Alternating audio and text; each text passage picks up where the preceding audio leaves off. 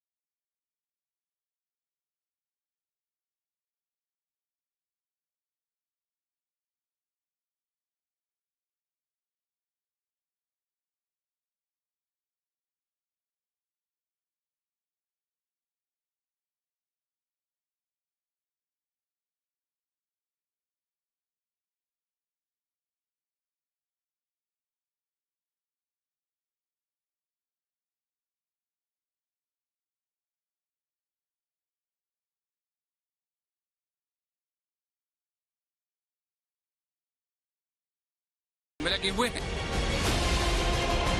यूक्रेनी सैनिकों की इसी बहादुरी की वजह से पुतिन को पीछे हटना पड़ा और उन्होंने इस तरह के नुकसान से बचने के लिए अपने सैनिकों को इस प्लांट की घेराबंदी करने को कहा।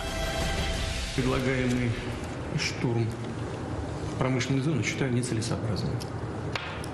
Приказываю отменить. Это тот случай, когда мы должны думать, то есть мы всегда должны думать, но в данном случае тем более о сохранении жизни и здоровья наших солдат и офицеров. पुतिन ने कबूल किया कि उन्होंने इस प्लांट पर हमला रोकने का आदेश रूसी सैनिकों के जीवन की रक्षा के उद्देश्य से किया। यानी रूस भी मान रहा है कि उसे इस प्लांट पर कब्जा करने में भारी नुकसान हो रहा है। उसके लिए राहत की बात यह है कि सामरिक दृष्टि से अहम इस शहर के बाकी इलाकों पर उसका कब्जा हो चुका है। रूस ने लुहांस्क और दोनेत्स्क को मिलाकर बने डोनबास इलाके को करीब करीब अपने कब्जे में ले लिया है। दोनों ही क्षेत्र खुद को स्वतंत्र घोषित कर चुके हैं। अब मारिउपोल के कब्जे में आने से रूस को क्रीमिया तक जाने का रास्ता मिल जाएगा।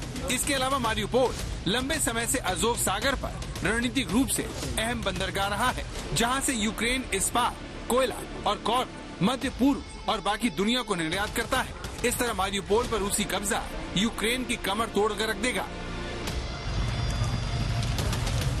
इसीलिए रूस समर्थकों की अच्छी खासी संख्या होने के बावजूद पुतिन ने मारिउपोल को खंडर बना दिया। शहर का शायद ही कोई हिस्सा बचा है जहां शव बिखरे न हो, जहां से धुआं उड़ता नजर न आए। इस शहर में न बिजली है न पानी। बुधवार को कुछ देर के लिए लड़ाई थमी तो यूक्रेन 4 बसों को भेजकर नागरिकों को किसी तरह बाहर निकाला। मारिउपोल की तरह रूस के निशाने पर खार्किव भी है, जो रूस के बॉर्डर के बेहद करीब है और पूरी तरह से बर्बाद हो चुका है। खार्किव में कुछ इस तरह से रॉकेटों की बरसात हो रही है। हालांकि ये रॉकेट लगातार खार्किव और यूक्रेन में कुछ इस तरह से एक उस खौफनाक याद की तरह रखा जा रहा है कि ये प्रमाण है कि किस तरह से रूस ने यूक्रेन पर हमला किया। पर हम लोग उस जगह पे हैं जिसको कहते हैं खार्किव का सिटी सेंटर।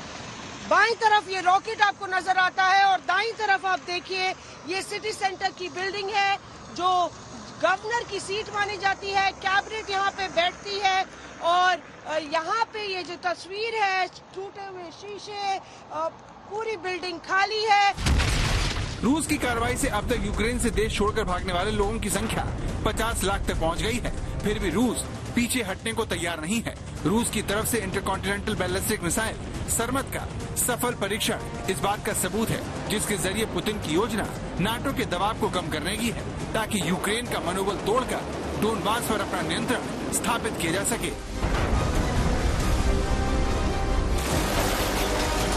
खार्किव से मौसमी सिंह के साथ आज तक ब्यूरो।